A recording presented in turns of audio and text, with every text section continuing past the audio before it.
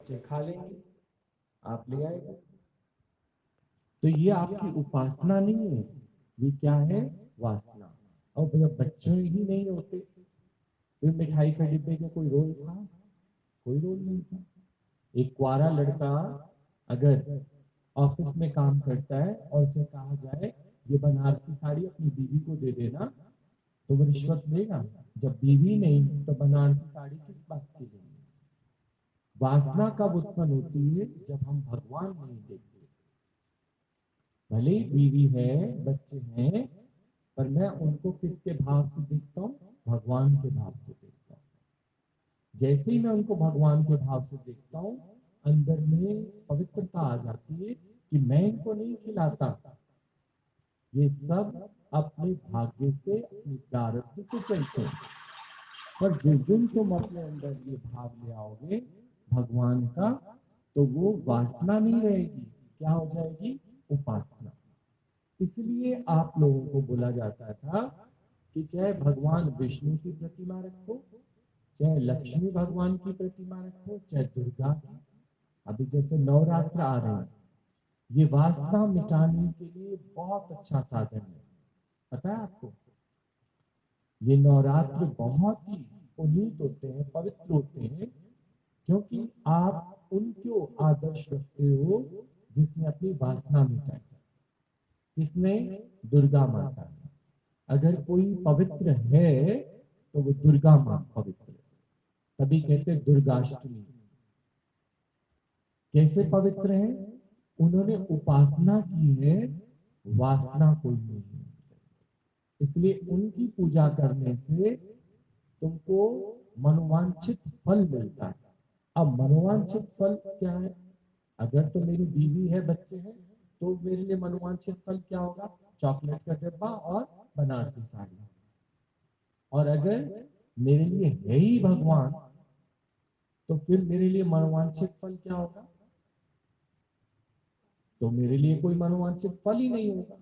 कि भगवान बस तू अपनी कृपा बनाए रख, मुझे तो तुझे बताना ही ना पड़े कि बनारसी साड़ी देना, नहीं, सुबह शाम का भोजन दे देना, कुछ बोलने की जरूरत नहीं, क्योंकि है ही भगवान।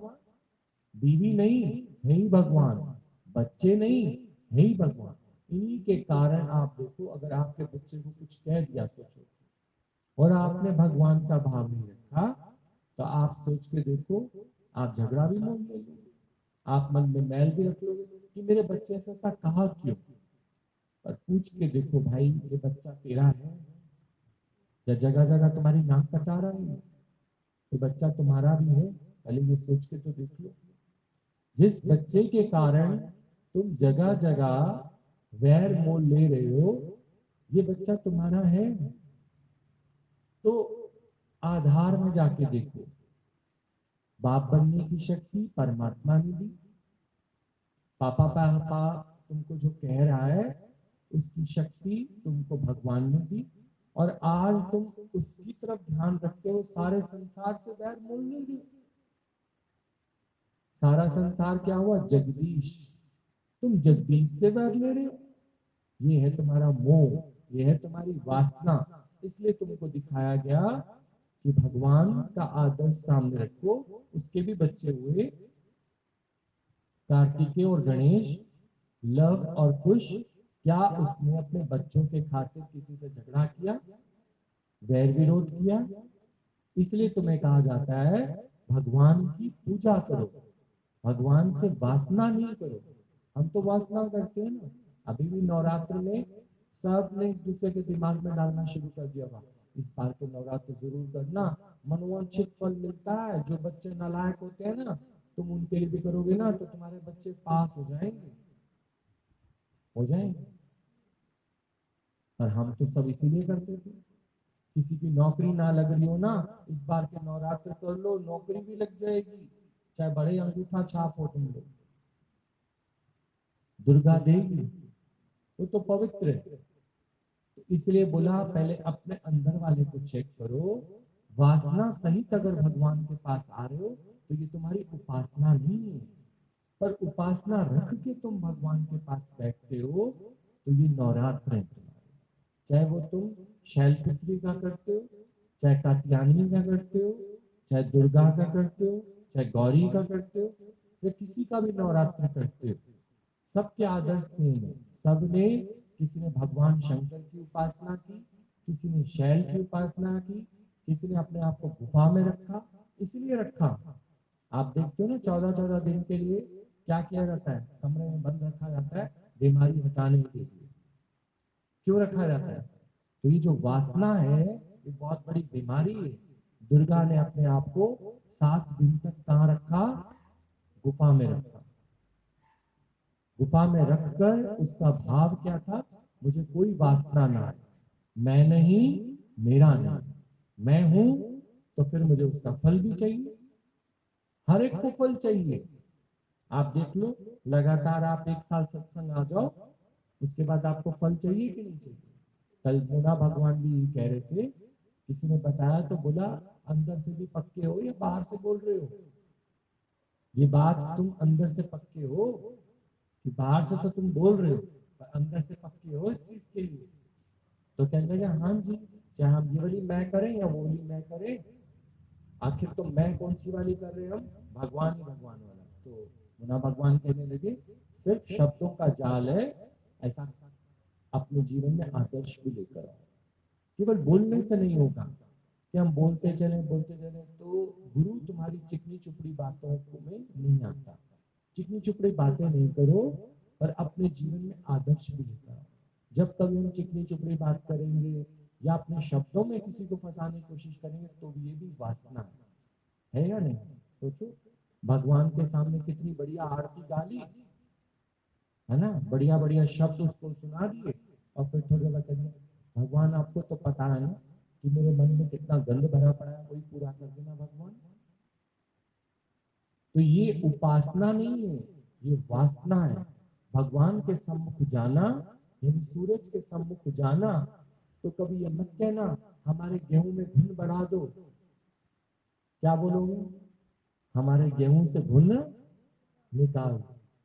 ये बोला ना, मेरा अंतर तिमिर मिटा दो, या बोला मेरा अंतर तिमिर बढ़ा दो। गुरु के सामने आओ तो हमेशा ये कहो कि जो अंदर में वासना उठती है ना, फल की चाहना, कुछ कुछ फल मिले, कुछ फल मिले, कुछ फल मिले, हम इतना कर्म करते हैं, हम इतना सब करते हैं, तो उसका कुछ फल मिले, ये फल की चाहना ही तुम्हारा सबसे बड़ा बंधन का कारण है।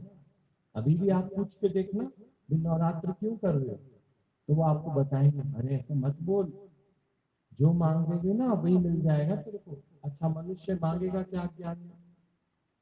अच्छी नौकरी, अच्छी छोकरी, धन धान्य संपदा, वो तो बिन मांगे भी मिलेगा। जो तेरी प्रारब्ध का है, वो तो तुझे बिन मांगे भी मिलेगा। बच्चा पहले माँ की जो है मालिश पालिश करेगा, तब वो जाके उसको दूध पिलाएगी। हाँ, जब उसके दूध का टाइम होगा, वो दूध वैसे ही पिला देगी उसको।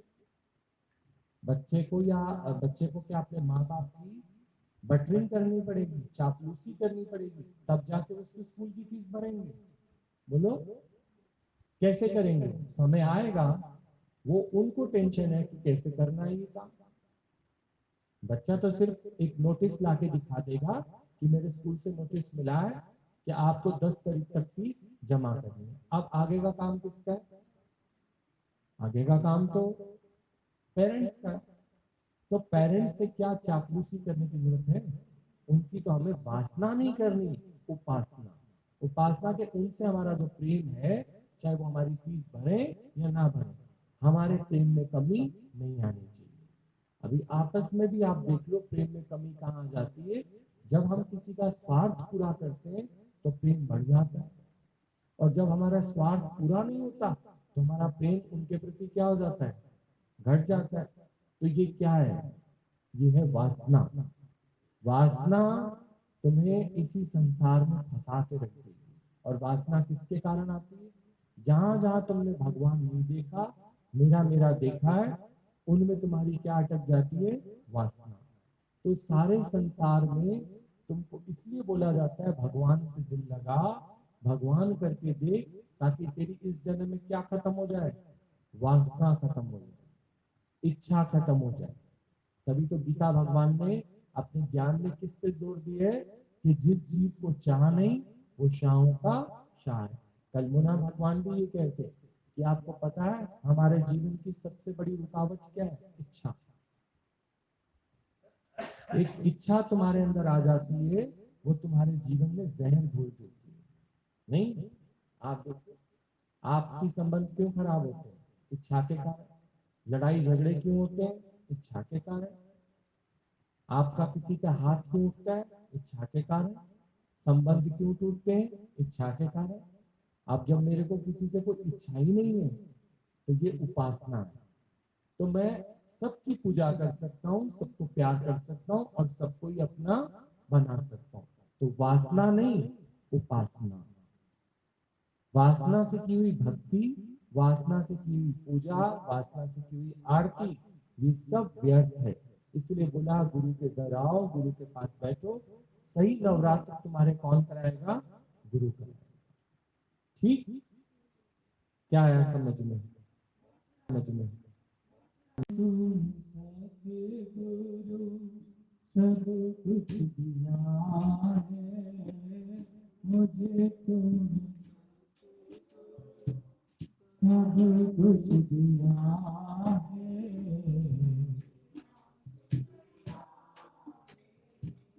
तेरा शुक्रिया है।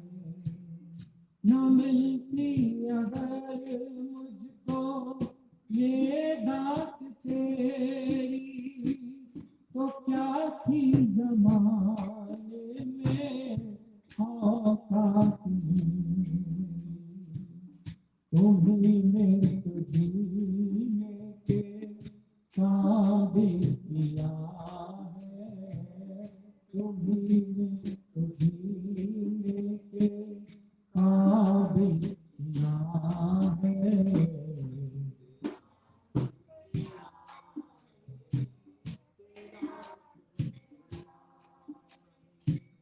हुक्म तेरे का तलबगार हूँ मैं, तेरी रहमतों का कर्जदार हूँ मैं।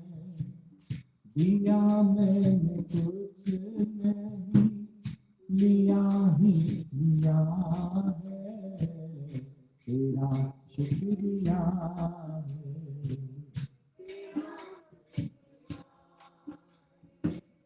तेरे प्यार में तासीर गुरु जी, तेरे प्यार में तासीर गुरु जी, आवागमन से शहर भी छुड़ाती, आवागमन से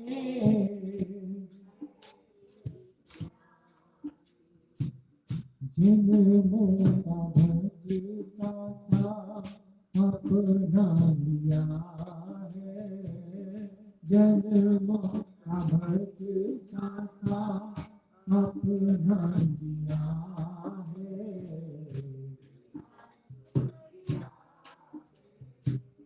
तेरा शुक्रिया है, तेरा शुक्रिया है। ओम शांति, ओम शांति, ओम शांति, ओम शांति।